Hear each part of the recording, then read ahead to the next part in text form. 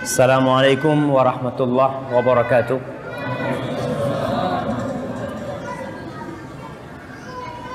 Alhamdulillah alladzi bi ni'matihi tatimmus salihah. Segala puji bagi Allah Jalla Jalaluh yang karena nikmatnya kebaikan-kebaikan menjadi sempurna, yang karena rahmatnya kita bisa hidup dengan mulia. Allahumma salli wa sallim ala nabiyil mustafa wal habibil mujtaba Muhammad ibn Abdullah wa ala alihi wa ashabihi wa man iqtafa. Ya Allah, semoga salawatmu dan salammu senantiasa kau curahkan untuk hamba kekasihmu, untuk baginda Nabi kita Muhammad alaihi salatu wassalam, dan untuk keluarga beliau, untuk istri-istri beliau, untuk putra-putri beliau, dan untuk seluruh sahabat Nabi dan orang-orang yang meniti jalan mereka. Amma ba'd. Jamaah rahimakumullah, khususnya para muslimat, karena kajian ini buat mereka, jadi bapak-bapak nggak ada bab pertanyaan, yang ada bab mendengarkan saja. Masya Allah. Judulnya ana rasa kurang tepat kalau untuk ibu-ibu, tapi ya kita bikin tepat, nggak apa-apa. Kita akan sesuaikan dengan judulnya, karena terus terang yang bikin judul bukan saya. Jadi panitia yang bikin judul, mudah-mudahan panitianya semakin pintar bikin judul. Berkaitan dengan suamiku bawa aku ke surga. Seharusnya ini judul buat siapa? Buat bapak-bapak. Ana memberi nasihat, memberi pencerahan kepada para bapak supaya membawa istrinya ke surga. Wallahu alam. Itu pemahaman ana tentang judul tersebut. Tapi karena ini ditujukan kepada ibu-ibu, maka ingat dengan sabda Rasul sallallahu alaihi wasallam bahwa suami itu sendiri adalah pintu surganya seorang istri. Rasulullah sallallahu alaihi wasallam bersabda dalam hadis riwayat Husain bin Mihsan, dia cerita tentang bibinya. Bibinya Husain bin Mihsan ini mendatangi Rasulullah sallallahu alaihi wasallam fi hajah. Ada urusan, dia ingin berjumpa dengan Nabi alaihi salatu wasallam. Ketika hajatnya sudah selesai, Nabi bertanya kepada bibinya Husain. Beliau mengatakan kepada perempuan ini, "Adzatu zaujin anti?" Apakah engkau sudah menikah? Apakah engkau memiliki suami? Kata bibinya, "Ajal, iya Rasulullah, aku sudah memiliki suami." "Kaifa anti lahu?" Setelah dapat jawaban bahwa perempuan ini memiliki suami, Nabi bertanya, "Bagaimana sikapmu terhadap suamimu?" Kata wanita ini, "La aluhu illa ma'ajistu." Aku tidak pernah mengabaikan dia. Artinya aku selalu berusaha memenuhi kewajiban-kewajibanku dan memberikan hak-hak dia, kecuali yang aku tidak mampu. Jelas ini salah satu ciri wanita yang soleha. Dia berusaha untuk menyikapi suaminya dengan semua kebaikan, kecuali tatkala dia tidak mampu.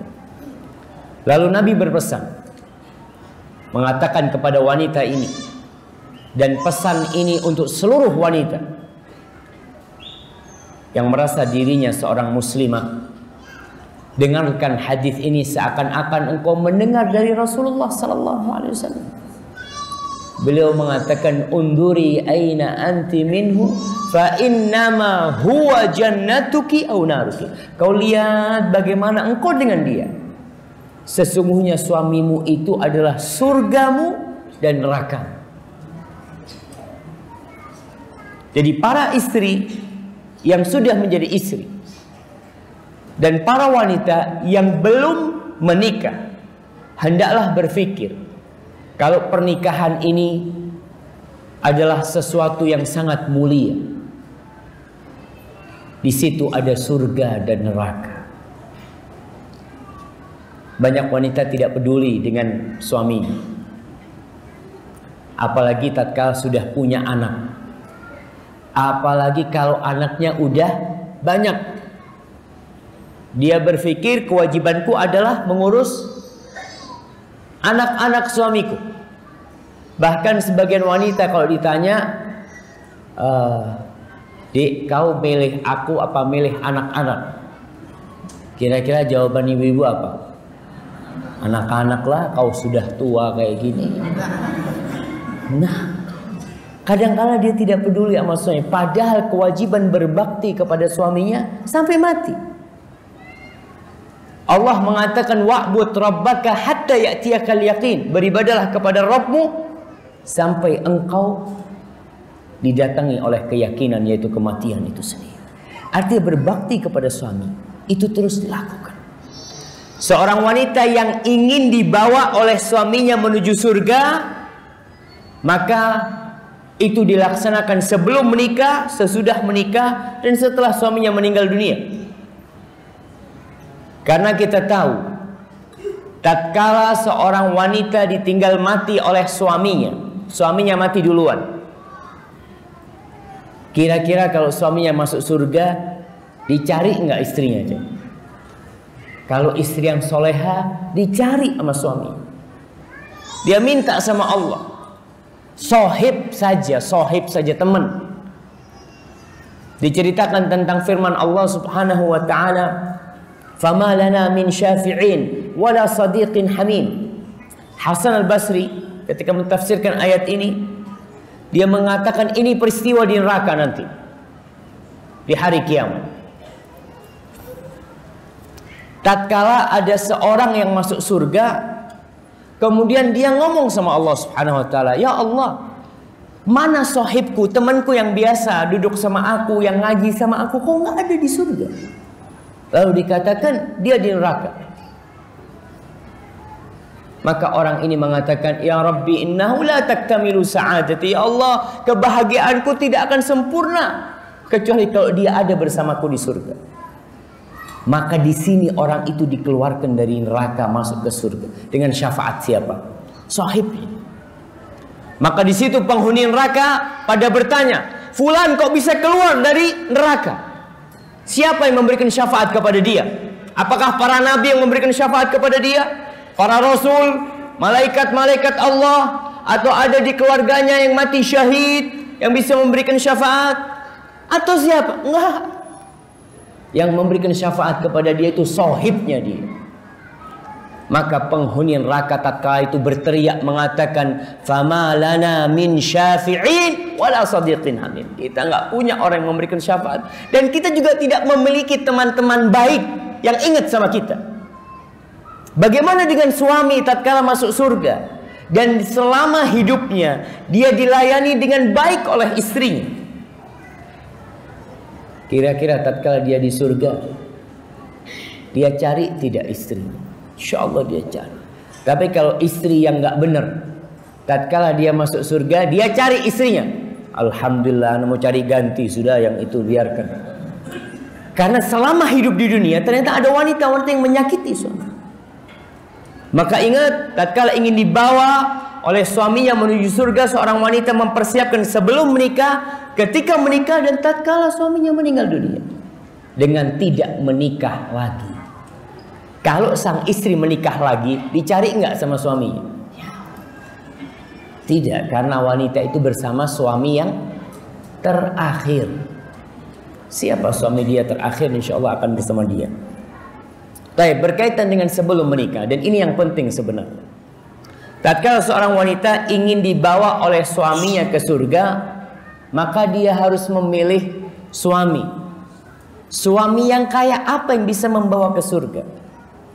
Banyak wanita-wanita yang dizalimi oleh suaminya karena memang kesalahan dia memilih itu suami. Tadi malam ada seorang teman di Pekalongan cerita, Ustadz dulu anak waktu kuliah ada teman perempuan, Masya Allah, cantik, orangnya putih, tinggi, macam-macam sudah, pokoknya anaknya pinter. Lalu perempuan ini mengatakan, aku nggak akan menikah dari suku ini. Dia mengatakan dari sukunya dia, karena aku nanti jadi pembantu untuk nikah dari suku itu. Aku mau cari orang lain. Subhanallah. Iya. Dia menikah dengan orang lain, dengan suku bukan dari suku dia. Dia menikah dengan lelaki yang kaya, subhanallah. Setiap hari ditampar itu wanita dengan suami. Dia lupa dengan kriteria-kriteria calon suami yang membawa ke surga. Dia pikir kehidupan ini selesai begitu saja. Lah. Makanya Rasul sallallahu alaihi wasallam yang diutus rahmatan lil alamin karena kasih sayang beliau kepada para wanita secara khusus. Ana izin minum dulu jangan.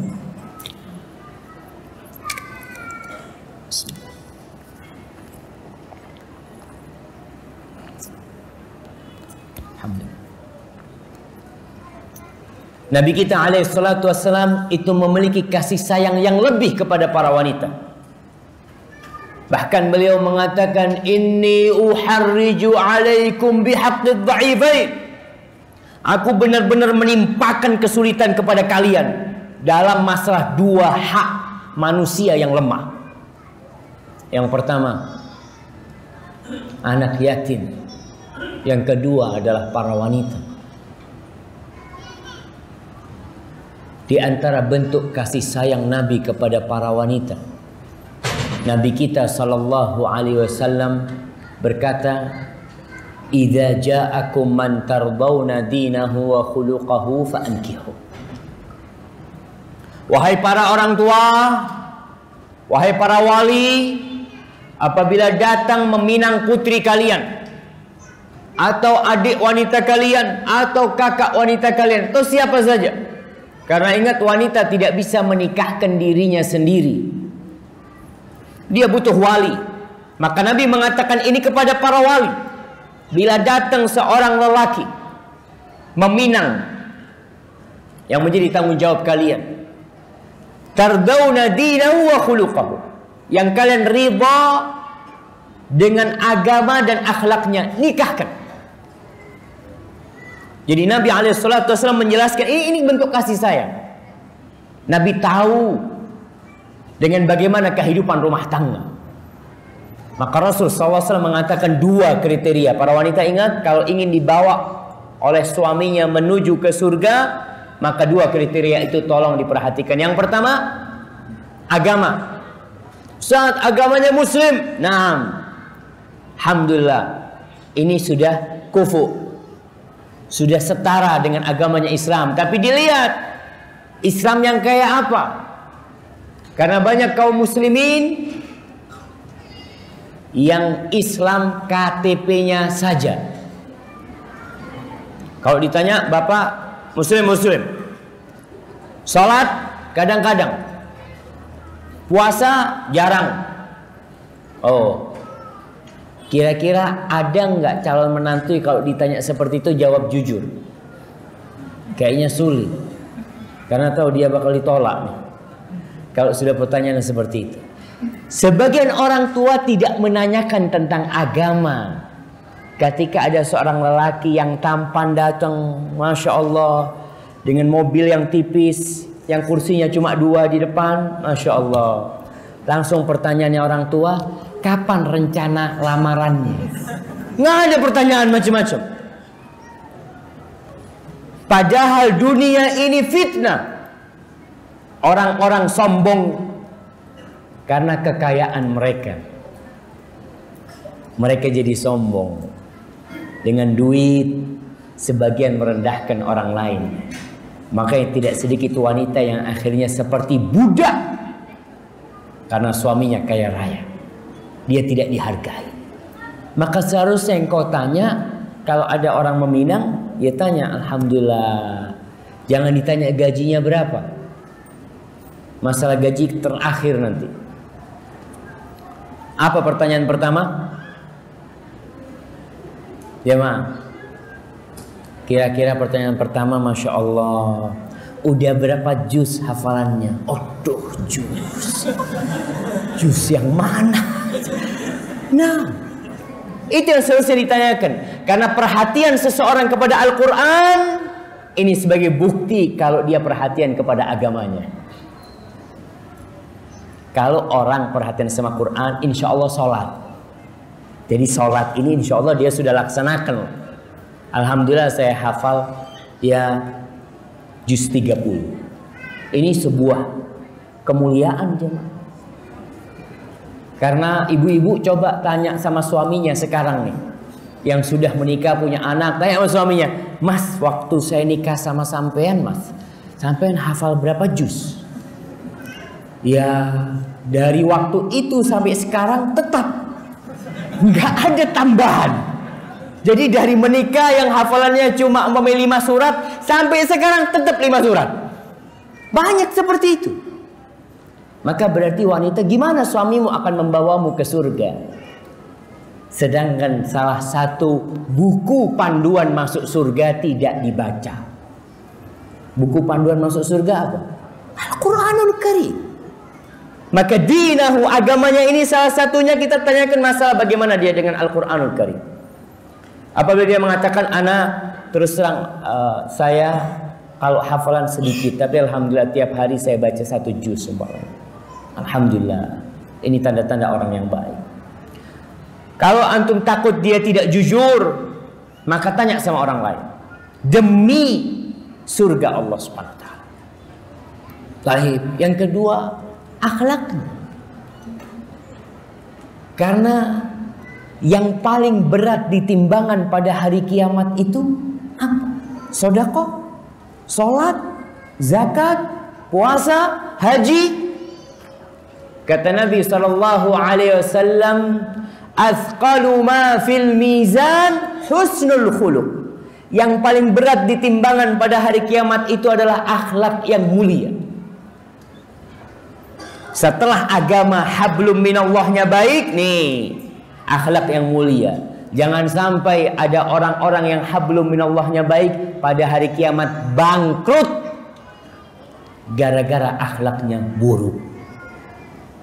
Ketika ditimbang, sholatnya macam-macam dengan akhlak buruknya, jumplang gara-gara akhlak buruk.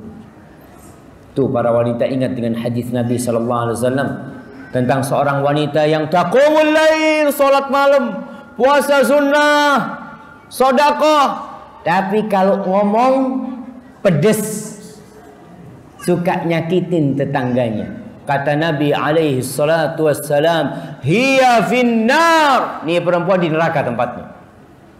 Maka masalah akhlak jangan diremehkan. Maka para wanita tatkala hendak menikah, perhatikan apa yang disabdakan oleh Nabi alaihi salatu wassalam. Masalah agama dan masalah akhlak. Wa illa Nabi alaihi salatu wassalam menjelaskan bahwasanya hidup ini pilihan. Dan kalian pun bebas memilih pasangan hidup kalian. Tapi kalau kalian nggak mau, kata Nabi SAW, takun fitnatun fil ardi wa fasadun arid. Akan terjadi fitnah di muka bumi ini. Akan terjadi kekacauan di muka bumi ini. Dan akan terjadi kerusakan yang besar sekali. Gara-gara tadi engkau tidak memperhatikan masalah akhlak dan agama. Dan itu pilihan. Para sahabat akhirnya mengatakan, ya Rasulullah, in kana fi. Ya Rasulullah, gimana kalau orang ini tadi secara akhlak Masya Allah mulia, secara agama jangan ditanya, cuma sayangnya ya agak hitam sedikit dia. Mungkin. Atau miskin. Dia sih bagus semuanya, cuma penghasilannya kayaknya tidak cukup untuk menghidupi anak-anak. Allahu Akbar.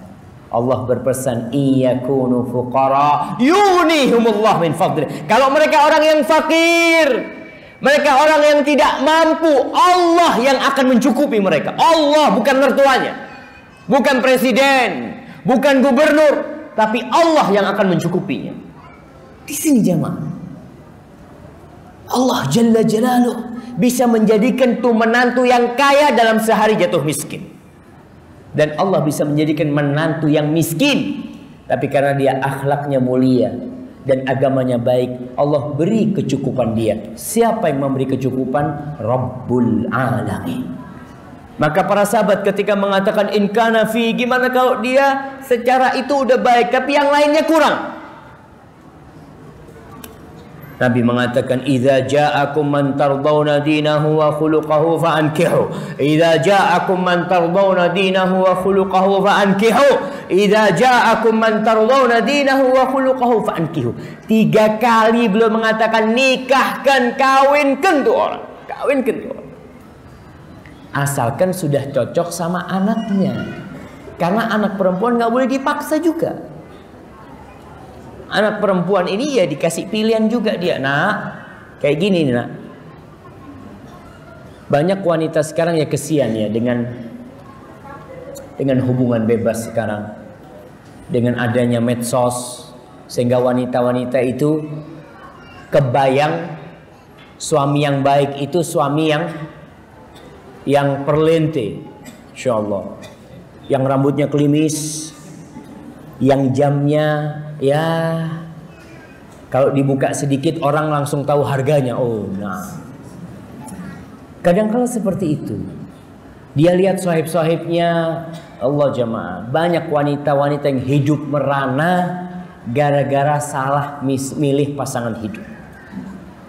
Bahkan anak pernah cerita, ada seorang wanita curhat di Malang. Dia cerita, Ustadz, anak punya suami, alhamdulillah anak udah tobat, Ustadz. Ana udah cerai sama suami ana yang pertama, ana udah nikah lagi, kata dia. Dia bawa anaknya. Ini anak ana, Ustaz, tolong dikasih nasihat. Terus terang salah didik bapaknya. Ana itu dipaksa nyabu sama suami ana. Dikunciin pintu, dipaksa untuk. Ya karena tadi dia memilih suami memang bukan yang agama dan akhlaknya baik. Kesalahan itu kesalahan dia dan terima. Resiko yang kata Nabi SAW akan terjadi kerusakan dan kekacauan, terima itu. Karena engkau yang memilih. Dan seorang wanita berhak menolak. Dan ini juga bermasalah dengan orang tua. Kadang-kala orang tuanya nggak paham agama. Ketika dilihat yang meminang, aduh jenggoten, kata dia, itu orang tua sudah. Aduh nak, kau salah milih calon nak. Ini aliran apa ini? Ini aliran Sungai Brantas. Emangnya aliran sungai gitu. Nah, itu kadangkala si perempuan sudah cocok, sudah nerima, tapi masalahnya di siapa? Di keluarga, di orang tua. Bagaimana caranya? Ini kita mau masuk surga, ayah.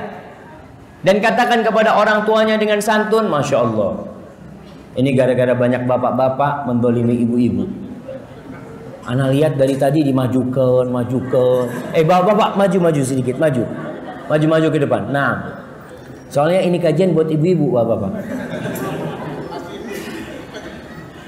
Iya, merapat sedikit karena kita akan masuk 5 menit lagi masuk ke sesi tanya jawab. Alhamdulillah.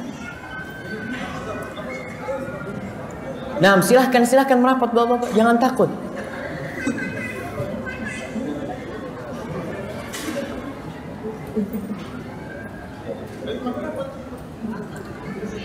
Baik, kita lanjutkan. Sampai mana kita jemaah? Nah, baik. Tadi kita bicara sebelum pernikahan. Kalau ingin dibawa suaminya ke surga, dari sebelum menikah sudah diperhatikan. Yang kedua, ketika pernikahan, maka seorang istri, terus terang banyak orang tua yang mendidik anaknya hanya untuk melayani suami zahirnya saja. Masa si anak dimasukkan SMK, sekolah menengah kejuruan urusan Apa istilahnya? Tata boga. Nah, nanti kalau kau menikah, bikin suamimu senang dengan makananmu. Ya, bukan cuma itu, cuma. Maka terus terang orang tua perlu memperhatikan, mendidik, mendudukkan anaknya. Kalau kita lihat wanita-wanita jahiliyah dulu, sebelum Islam. Wanita-wanita yang mulia itu ketika anak perempuannya dipinang, langsung didudukkan sama ibunya. Dijelaskan bagaimana dia menjadi seorang istri. Nah, jangan sampai suamimu kelaparan di rumah. Jangan sampai suamimu mencium aroma yang tidak baik. Jangan sampai semua melihat engkau dalam kondisi yang buruk. Jangan sampai dikasih nasihat semuanya. Sampai katakan, nak, jadilah engkau budak untuk dia. Ini ibu ngajarin anaknya. Jadilah engkau budak untuk suamimu. Suamimu akan jadi budak buat engkau. Dan dia akan menjadikan engkau jadi ratu buat dia. Ini di masa jahiliyah. Orang tua perlu menanamkan hal itu. Karena banyak wanita-wanita yang tidak siap. Seakan-akan dia itu enak banget, anak seakan-akan diperbudak. Suaminya ngomong, istriku minta air, ambil sendiri. Karena dia merasa enak banget, anak sebelum menikah bebas, anak disuruh-suruh sekarang. Akhirnya banyak terjadi perceraian. Karena si perempuan gak siap dengan ikatan pernikahan. Maka harus belajar apa hak-hak suami, apa kewajiban-kewajiban dia sebagai seorang istri. Anda tidak akan berbicara dengan bapak-bapak, Anda bicara sama ibu-ibu. Khususnya ibu-ibu, tolong didudukkan anak. Dan ajarkan kepada anaknya, sabar nak. Wanita kadang berpikir pernikahan itu semuanya manis. Iya, awalnya doang. Setelah itu akan banyak tanggung jawab. Akan ada gesekan antara suami istri. Kuncinya apa? Sabar. Sabar nak, ibumu dulu sama bapakmu juga sering ribut. Tapi ibu selalu ngalah. Tapi ada ibu-ibu yang mengatakan kepada anak, nak, kau jangan mau diatur sama suamimu. Jangan mau. Kau itu harus jadi seperti ibu. Tuh, bapakmu sama ibu dipanggil nurut. Masya Allah. Jadi rusak rumah tangga ini. Maka ini kalau ingin dibawa, tolong diajarin anak-anaknya itu. Tentang pelajaran menjadi seorang istri. Bagaimana di dalam Islam istri yang baik, istri yang mulia, dan saling mengingatkan. Tidak ada yang sempurna. Suami-suami itu banyak kekurangan, dan istri juga memiliki kekurangan. Tatkala melihat kekurangan itu, jangan ditebarkan keluar rumah. Cukup engkau yang tahu. Kalau engkau mau cari solusi, datang ke orang yang alim. Dan ini jemaah, para wanita ya, kalau punya masalah sama suaminya, jangan curhat sama ibunya, tapi curhat sama mertuanya. Ibu-ibu dengar? Ibu-ibu? Nah, curhat sama mertuanya. Kenapa? Karena kalau dia curhat sama ibunya, ibunya ini sangat pengasih sama dia. Akhirnya sang ibu akan, udahlah kalau suamimu memang kayak gitu, nggak bisa dikasih tahu, udahlah kau minta cerai. Tapi kalau sama mertuanya, insya Allah mertua ngasih tahu anaknya enak. Karena anaknya sendiri yang dikasih tahu. Oleh karena itu kuncinya jaga hubungan baik dengan mertua. Ustadz, mertua anak cerewet, tetap jaga, hormatin, dia adalah ibu suamimu. Ustadz, mertua anak ini selalu seudon sama anak, tetap jaga hubungan baik. Lama kelamaan yang namanya baja, kalau dipanasin leleh juga. Ada orang yang punya ibu mertua seperti baja, alhamdulillah, bersyukur sama Allah. Bagaimana cara melunakkannya? Dipanasin terus. Lama kelamaan itu mertua akan cinta sama menantunya. Tapi kalau si menantu ini sudah mulai, Allahu Akbar, anak nggak salah disalahin, ibumu tuh nggak bener, ibumu tuh dolen, habis sudah. Tapi tolong dijaga. Jangan cerita kezaliman mertua kepada suami. Jangan. Diterima. Tapi engkau sendiri yang memperbaiki. Karena suami mau tidak mau akan belain siapa? Belain ibunya. Dia mungkin akan mengatakan kepada istriku, kau sabar. Sampai kapan sabar, Bang? Aku sudah gak kuat nih. Tetap kau sabar. Insya Allah baja itu ingat dibakar terus, bakar terus. Dibakar dengan apa? Dengan amal kebajikan, dengan kelembutan, dengan mohon sama Allah, dengan doa. Lama-lama mertua akan jadi baik. Karena kunci surga suami adalah bapak ibunya. Dan kunci surga seorang istri adalah suaminya. Hadza wallahu a'lam bishawab. Itu yang bisa kita kaji. Kita masuk ke sesi tanya jawab. Naam. Tafadhal.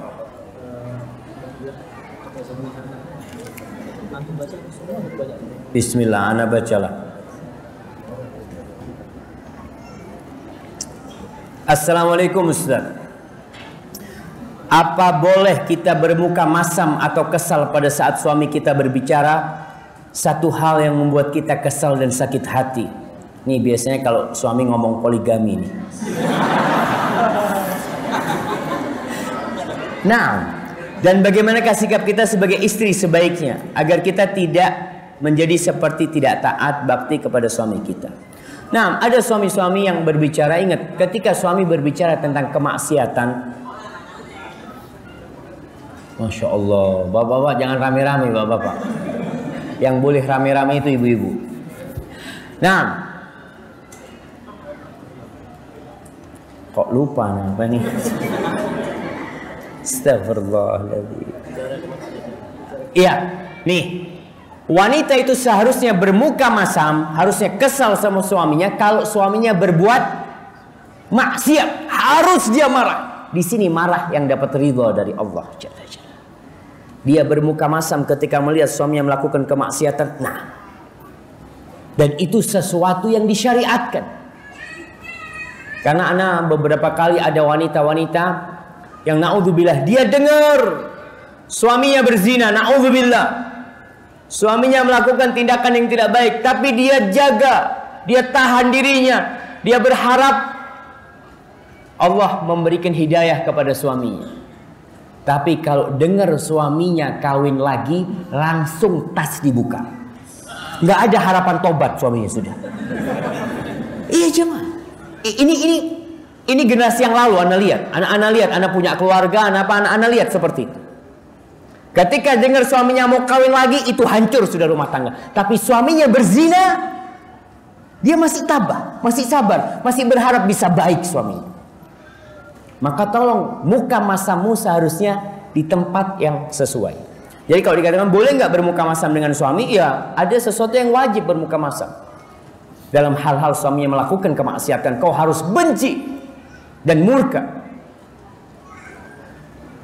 Tapi kalau hal-hal yang memang suami kadang-kala ngomongnya buruk, ada suami-suami yang kalau ngomong manggil istrinya dengan kebun binatang. Nah, dia marah, murka, itu wajar sebenarnya. Tapi tetap wanita harus bersabar. Dia simpan rasa marah itu, emosi dia di dalam hatinya. Dia berusaha memperbaiki diri dan mendoakan suaminya. Mudah-mudahan dia jadi lebih baik. Hadza wallahu a'lam bishawab. Jika istri meninggal duluan, apakah istri bisa juga sebagai syafaat buat suaminya? Bisa. Di sini apabila mereka orang-orang soleh jemaah, mereka akan saling mengenal. Apabila cinta di dalam rumah tangga dibangun di atas takwa, maka sampai hari kiamat tidak akan putus cinta itu. Allah mengatakan al-akhillau yauma idzin ba'dhum li ba'din adu illal muttaqin. Kata Allah, semua yang saling mengasihi, semua yang saling mencintai, kelak pada hari kiamat akan saling bermusuhan, kecuali orang-orang yang bertakwa. Kalau suami mencintai istrinya karena takwa dan istri mencintai suaminya karena takwa, bisa jadi istri yang masuk surga lebih dahulu mungkin. Karena dia memiliki amalan yang banyak, Allah merahmatin dia kemudian, lalu dia ingin suaminya masuk surga, dia bisa minta sama Allah. Asalkan Allah memberikan izin dan suaminya diridhai oleh Allah Jalla Jalaluhu. Barakallahu fikum. Bagaimana sebagai istri yang taat kepada suami? Ya, sami'na wa ata'na. Sami'na wa ata'na. Dan seorang istri kalau dipanggil suaminya, jangan pernah mengatakan tunggu sebentar. Tunggu sebentar, jangan. Soalnya suami ini bayi besar. Ya, kalau seorang anak nangis minta susu ibunya, kalau ibunya nggak cepat datang, mungkin anaknya cuma nangis saja. Karena itu yang dia bisa. Tapi kalau suami bayi besar, istrinya dipanggil nggak datang-datang, kira-kira apa yang dilakukan? Ngomel, emosi, macem-macem. Mungkin suami, ya Allah, salah anak pilih istri kayaknya. Dia gara-gara ada jeda waktu antara dia memanggil istrinya dan kedatangan istrinya. Dan istri jangan, di antara bentuk ketaatan adalah ketaatan dalam urusan ranjang. Nah, mohon maaf masalah ini, karena banyak terjadi perceraian disebabkan masalah ranjang, dan suami tidak mengatakan hal itu. Malu dia. Dia malu. Dia akan memberikan alasan-alasan, istriku tidak taat, istriku tidak patuh, istriku kurang ajar, macam-macam. Tapi padahal intinya masalah itu. Karena dia tidak dipenuhi. Dan Nabi SAW berpesan secara khusus masalah ranjang ini. Idza da'a rajulun imra'atuhu ila firashihi fa'abat fabata ghadban la'anatul malaika hatta tusbih. Tuh, seorang wanita yang dipanggil oleh suaminya, dipanggil ke ranjangnya, kemudian dia enggan menuruti suaminya, akhirnya suaminya marah. Suaminya marah. Ini tanpa uzur wanita, cuma dia malas, dia macam-macam lah. Dia suaminya dalam kondisi marah, maka malaikat akan melaknat dia sampai subuh. Dan Nabi mengatakan wanita harus menuruti suaminya kalau dipanggil ke ranjang, wa in kanat ala tanur wa in kanat ala qatab. Walaupun perempuan itu sedang di depan tungku, di depan kompor nih, lagi masak, dipanggil suaminya, matikan kompornya. Nah, lagi di motor mau ikut kajian, dipanggil sama suaminya, istriku jangan berangkat, aku tidak bisa hidup tanpa kau, kau turun. Matikan motornya, turun. Nah, karena salah satu tujuan pernikahan, kata Nabi SAW, fa innahu aghaddu lil basar wa ahsan lil faraj. Nikah itu untuk menjaga pandangan dan menahan.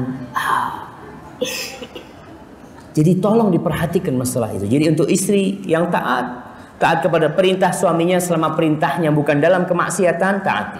Selama perintahnya bukan dalam hal yang tidak sesuai dengan fitrah dia, ya kadang-kala ada suami-suami yang keterlaluan.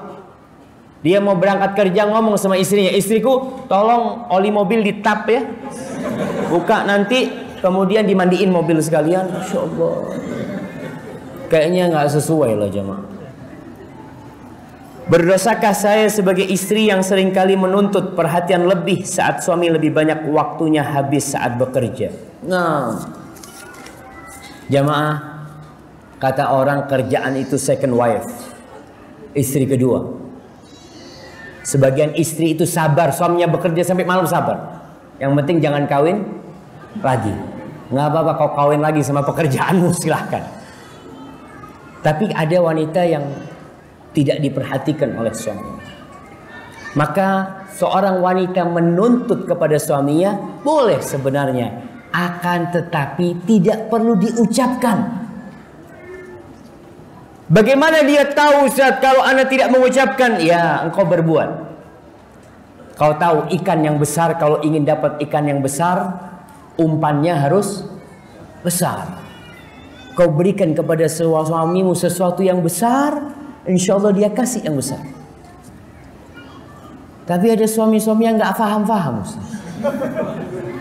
Kadang-kala istrinya, masya Allah, rumah udah bau dupa, bau minyak wangi, bau jeruk purut, bau melati, bau mawar, macam-macam. Suaminya masuk, assalamualaikum, aduh afwan, anda capek, anda mau tidur. Istrinya udah datang di depan pintu dengan, ingat, istri itu butuh perhatian. Kau cukup puji dengan pujian yang tidak berlebihan. Buka pintu ngeliat istrinya cantik, masya Allah. Baru sekarang anda melihat wanita cantik, masya Allah, selesai itu sudah. Ya, padahal tiap hari dia lihat istri ya. maka tolong berikan perhatian. Tapi istri paling tidak tadi, kalau dia berucap kadang-kala berantem.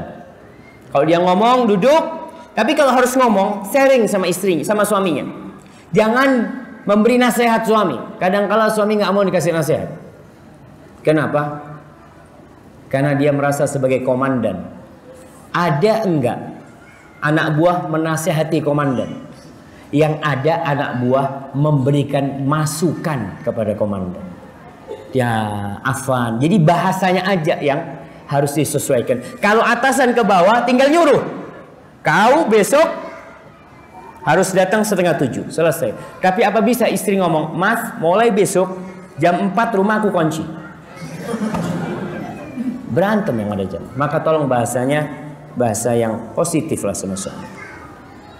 Bagaimana jika suami diingatkan sholat dan zikir sama istrinya tetapi tidak mau? Bagaimana Ustaz? Apakah istrinya berdosa? Lah, kalau istrinya sudah mengingatkan, kewajibannya sudah selesai. Tapi jangan putus asa. Artinya seorang istri membangunkan suaminya untuk sholat, ya Allah jemaah. Ya tadi, karena memang salah pilih suami. Maka dia paling tidak berusaha memperbaiki suaminya. Yang pertama dengan doa. Yang kedua dengan ucapan-ucapan yang lembut. Sholat subuh ya. Usahakan para wanita ini bangun sebelum suaminya bangun. Dia bikin kesenangan suaminya. Bang, kopinya udah jadi bang. Masya Allah, dia duduk langsung. Bang, ini udah azan di masjid bang. Ah, iyalah. Aku nggak ke masjid dulu, aku mau sholat di sini. Kadang-kadang ada wanita suami-suami yang kayak gitu. Tapi terus jangan pernah putus asa. Duduk, kemudian cara nasihatin suami kadang-kala kalau ada buku tentang keutamaan sholat berjamaah umpamanya. Katakan, bang aku dapat buku nih bang. Abang tolong baca, aku takut buku ini aliran sesat bang. Suaminya ngomong, sini, kau jangan baca macam-macam nanti kau tersesat. Sini, suaminya yang baca. Padahal si istri mau ngasih nasihat. Setelah baca insya Allah mudah-mudahan dia berangkat ke rumah Allah SWT. Jadi ingat kalau istri sudah memberikan nasihat, sudah berdoa, sudah berusaha, ingat dengan cara bil hikmati wal mau'izatil hasanah wajadilhum billati hiya ahsan. Saya menikah sudah 19 tahun. Selama ini suami banyak berhutang riba. Dari kendaraan sampai modal usaha. Tapi sekarang saya sudah berpisah, tapi belum resmi bercerai secara agama. Belum resmi bercerai secara agama. Maupun hukum negara. Tapi sekarang saya sudah berpisah tapi belum resmi bercerai secara agama maupun hukum negara. Berdosakah saya karena saya minta cerai? Suami juga tidak mengajarin ilmu agama. Saya tidak diharuskan untuk berhijab. Ya ini, tadi kita bicarakan di awal bahwasanya dia salah memilih dari awal. Tatkala dia sudah menikah, ternyata pernikahan itu urusannya bukan hanya senang-senang saja. Dia hendak menuju ke surga bersama keluarga dan anak-anak. Sekarang bolehkah dia meminta cerai? Wanita diperbolehkan menuntut cerai, gugat cerai, apabila alasannya sesuai dengan syariat. Salah satu alasannya syariat, maksudnya umumnya suaminya yang melakukan riba, melakukan dosa-dosa macam ini, dan si wanita sudah berusaha memperbaikinya dan tidak mampu. Dan suaminya tidak mau. Ada suami yang sudah taubat tapi belum menyelesaikan urusannya. Dia ngomong sama istrinya, istriku bantu aku istriku. Aku akan berusaha untuk menyelesaikan urusan riba umpamanya. Aku akan berusaha meninggalkan dosa, bantu aku. Insya Allah suaminya ini suami yang baik. Karena ada itikat untuk berubah. Tapi kalau enggak dan dia lihat anak udah berusaha. Tidak bisa, maka di sini gugat cerai buat wanita salah satu solusi. Kalau memang sudah pintu tertutup. Tapi untuk masalah cerai ini kadang-kala jamaah wanita harus minta petunjuk Allah juga.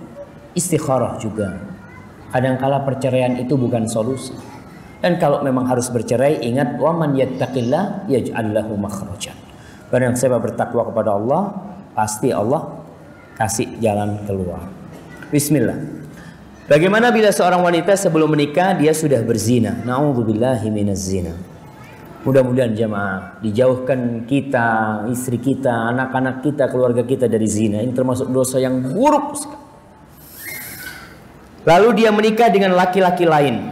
Dan kepada suaminya dia mengakui kalau sebelum menikah dia sudah berzina dengan laki-laki lain.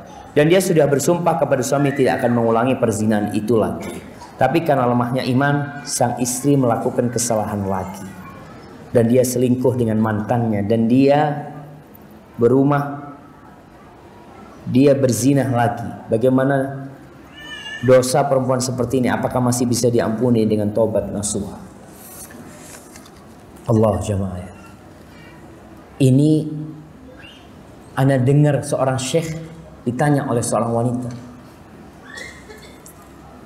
Dia mengatakan, "Syekh, ana menikah dengan seorang suami, lalu suami ana kerja ke luar negeri. 5 tahun ditinggal. Dan dalam kondisi 5 tahun itu ana sering berzina, na'udzubillah." Mungkin juga ingat ya para suami, jaga Allah, Allah akan jaga keluarga kita. Dan engkau juga ketika memilih seorang istri, kau pilih istri yang soleh. Kalau tadi akhirnya perempuan ini mengatakan dia 5 tahun dalam kondisi banyak dosa. Suaminya balik. Suaminya balik dan si wanita niat berhenti berzina. Suaminya datang balik dengan suaminya. Ternyata dia tetap berzina. Karena jamaah, dosa ini melahirkan dosa. Dan ingat ketika orang melakukan dosa, hatinya itu ketutup nokta-nokta hitam. Dan terus akhirnya ada orang melakukan dosa karena kebiasaan. Bukan karena dia menikmati itu dosa. Makanya kenapa orang tua yang berzina, orang sepuh yang berzina, itu tidak bakal dilihat sama Allah Subhanahu wa ta'ala pada hari kiamat. Karena sarana untuk berzina di dirinya itu sudah nggak ada. Dia sejatinya sudah kadangkala mau berzina harus minum obat-obatan. Nah, tapi masih berzina. Dan dia sudah tidak menikmati, bahkan sakit semua tubuhnya ketika selesai berzina. Tapi kenapa? Itu azab dari Allah. Dia dibikin terus berzina. Kebiasaan. Maka perempuan yang tadi ini, kalau dikatakan masih bisa bertobat, nah, asalkan benar niat, jangan berputus asa dari rahmat Allah. Dan anak katakan jangan cerita kepada siapa-siapa dosamu. Jangan cerita kepada siapapun. Ustur, tutupin aibmu. Oh, curhat sama Allah SWT. Tapi kalau engkau bertanya tentang apakah ada pintu taubat, nah, Allah membuka pintu taubat. Allah mengatakan innallaha yaghfirudz dzunuba jami'an. Allah mengampuni semua dosa asalkan dia bertobat dengan taubatan nasuha. Taubatan nasuha yang pertama apa? Berazam untuk tidak mengulangi, menyesali, niat untuk tidak mengulangi dan meninggalkan perbuatan itu. Dan salah satunya juga kalau dia memang masih ada hubungan sama laki itu, diputus semua hubungan, ganti semua nomor HP, tutup semua akun di medsosnya, tutup semuanya. Dan dia seperti orang awam sudah, HP mungkin dia nggak punya atau apa, dia jalani hidupnya beberapa bulan tanpa ada hubungan sama dunia maya. Mudah-mudahan itu bisa membuat dia benar-benar taubatan nasuha. Barakallahu fikum. Assalamualaikum warahmatullahi wabarakatuh. Waalaikumsalam warahmatullahi wabarakatuh. Semoga kesehatan diberkahi Allah Subhanahu wa ta'ala kepada Ustadz dan kita semua. Amin. Maaf melenceng dari bahasan. Masya Allah. Kita maafkan atau tidak? Jangan. Nah, Ustadz, ibu saya dan mertua saya telah wafat berdekatan di 2013 lalu. Semua keluarga menganggap saya sebagai anak dan menantu telah mengurus mereka dengan baik.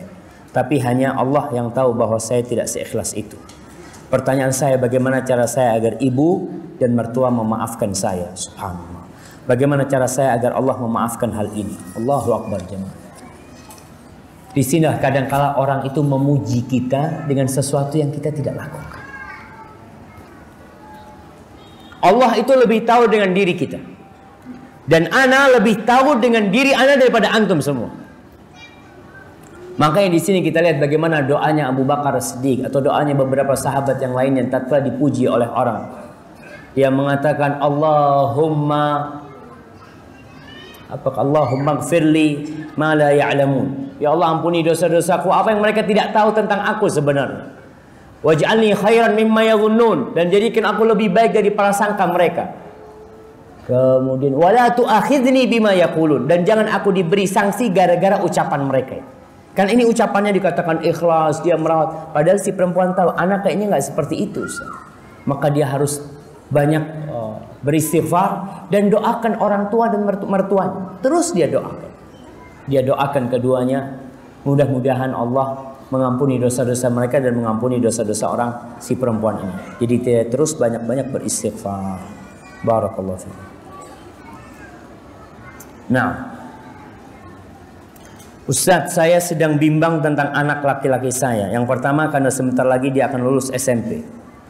Saya juga bapaknya ingin memasukkan dia di pondok. Tapi dia itu tipe anak yang tidak pede dan gak bisa dikasari atau dibentak. Dia itu serba tercukupi dan memang saya manjakan sekali. Maka itu Ustaz, bagaimana cara saya mengatasi kegelisahan saya sebagai ibu yang amat sangat takut tidak bisa tiap hari melihat dia kelak kalau beneran masuk pondok.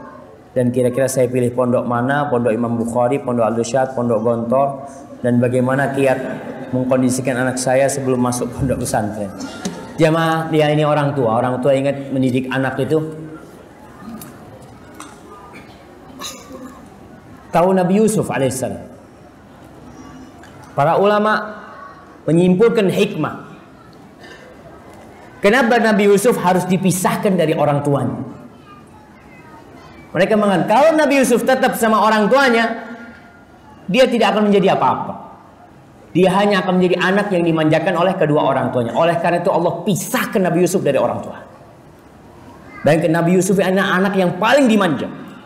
Sehingga semua dimanja, sehingga kakak-kakaknya itu iri dengan Nabi Yusuf.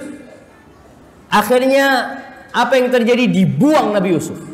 Dipisahkan dari orang tuanya, dibuang ke sumur. Kemudian dijual sebagai seorang budak. Dibawa ke Mesir. Kemudian perjalanan hidup godaan dan tantangan, rintangan yang dilalui Nabi Yusuf. Sampai akhirnya Allah angkat menjadi seorang Nabi dan Rasul. Maka orang tua ketika mendidik anaknya dengan cara yang memanjakan akhirnya dia sendiri yang salah. Anaknya ini biar bergaul, anaknya ini suruh mandikan mobil, anaknya suruh nyapu, anaknya suruh nyuci. Suruh dia melakukan hal-hal yang bermanfaat buat dia. Karena anak kita punya banyak waktu kosong dan memiliki banyak energi di dalam tubuhnya. Kalau waktu kosong dan energi itu tidak diarahkan kepada yang positif, maka dia akan sehat jempolnya saja. Nah, Ana rasakan anak-anak Masya Allah. Di rumah itu istri Ana punya HP. Anak-anak itu hafal dengan passwordnya. Kalau ibunya sudah masak, itu HP ibunya rebutan mereka semua. Jadi yang sehat apa? Jempol. Maka tolong orang tua sekarang ini sebelum memasukkan anaknya ke pesantren, mulai dididik menjadi seorang lelaki. Anaknya tidak bisa dikasarin, mulai dikasarin. Saat nangis, iya dia nangis sekali, 2 kali, 3 kali, 5 kali, insya Allah masih nangis. Nah, tapi setelah itu mulai nih, dia akan tumbuh. Oh, masa aku harus nangis? Subhanallah. Bapak Ana cerita sama Ana, Syafiq, Ana lupa waktu kecil. Kata Bapak Ana, Syafiq, Baba dulu ngomong sama kau. Kadang-kala kau pulang dari main nangis karena berantem sama biasa anak-anak. Abang ngomong, kau tadi keluar rumah nangis nggak? Nggak ya. Kau tidak boleh nangis. Kau tidak boleh masuk rumah kecuali seperti kau keluar dari rumah tadi dalam kondisi tidak menangis. Ya akhirnya kita di luar sampai nangisnya habis masuk rumah. Tapi anak-anak perlu dididik keras ya, sampai dikatakan waqasari yazdajiru wa man yaku haziman falyaqsu ahyanan ala man yarhamu. Sebagian orang itu keras kepada anak-anaknya karena kasih sayang. Kasih sayang. Maka barang siapa yang ingin menjadi orang yang tegas dan baik, hendaklah sekali-kali dia berbuat kasar kepada orang yang dia cintai. Maka ibu ini persiapkan anaknya makan. Terus terang di pesantren itu makannya sate tiap hari. Ini salah satu kelebihan pesantren. Dan di kampus kita juga sama. Katanya sayur tempe, sayur telur, sayur terong, pokoknya sate terus. Itu selalu yang dimakan sama mereka. Maka anaknya dipersiapkan untuk itu. Makan kadang-kala di meja makan kasih umumnya ikan laut aja. Biar dibiasakan enak. Cuma ini yang ada, katakan ibu nggak masak, nak cuma itu. Oh nggak mau makan. Kadang-kala ibu ini mengikuti maunya anak dan tidak menjadikan anak menurutin maunya orang tua. Akhirnya anak itu nggak bisa apa. Seorang ibu ngelihat anak makannya lama, akhirnya disuapin. Akhirnya nggak bisa makan dia. Biarin dia lama. Katakan ini kita mau berangkat. Jam sekian kita udah jalan. Kau selesaikan makan. Maka dia dibiasakan untuk mandiri. Karena di pesantren terus terang kita tidak bisa titip sama ustadznya. Kenapa anak katakan tidak bisa titip sama ustadz? Bayangkan satu ustadz ngurus 20 anak. Ibu ngurus satu anak aja nggak sukses. Masa satu ustadz ngurusin 20 anak? Maka paling tidak ibunya berusaha untuk mendidik. Pesantren mana? Ya, kalau anaknya kayak gini kayaknya harus pesantren yang dekat sama orang tuanya. Iya, kalau enggak ibunya bisa nangis-nangis setiap hari kata dia. Bahkan ada sebagian orang tua itu bikin rumah di sebelah pesantren anaknya. Karena dia tidak bisa berpisah dengan anaknya. Nah, alhamdulillah sudah selesai jemaah. Lanjut.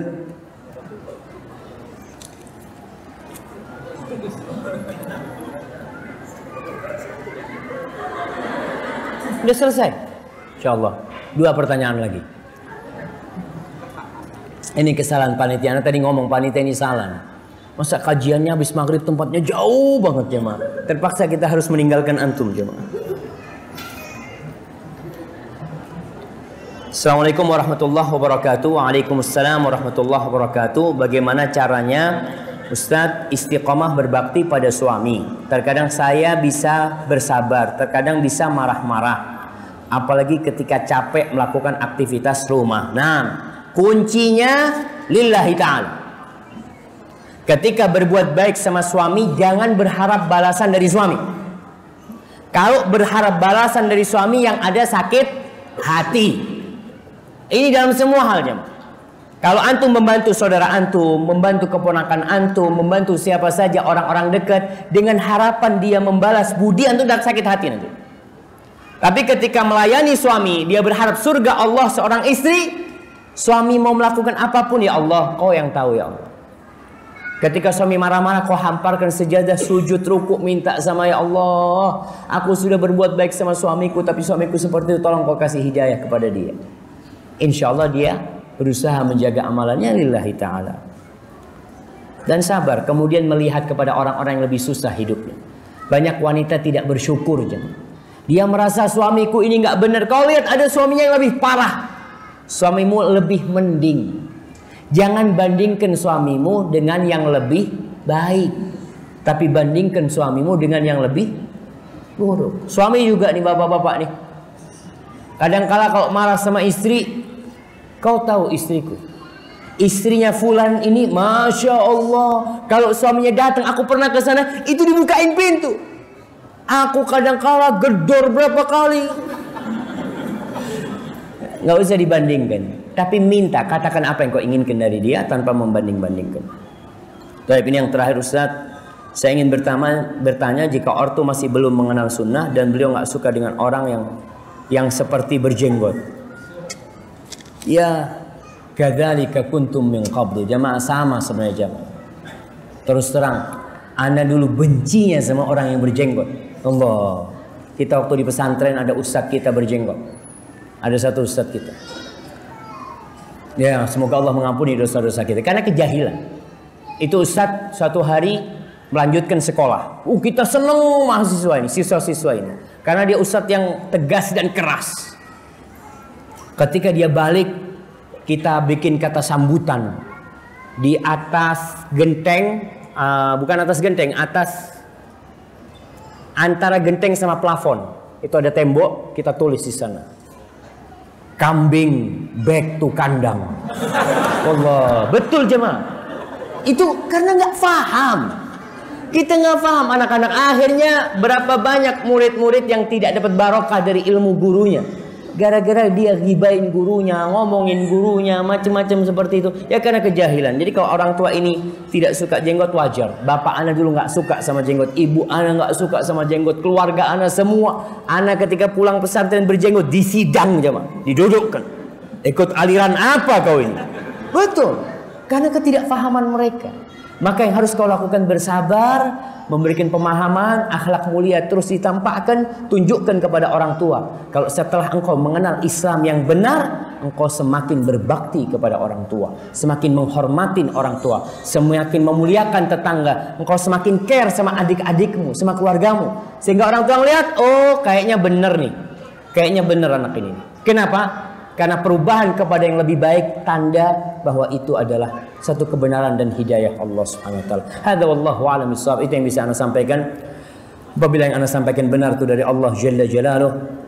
Apabila ada yang salah dan kurang berkenan itu dari diri pribadi ana, Allah dan Rasul terbebaskan dari kesalahan itu. Subhanakallahumma wa bihamdika asyhadu an la ilaha illa anta astaghfiruka wa atubu ilaik. Wassalamualaikum warahmatullahi wabarakatuh.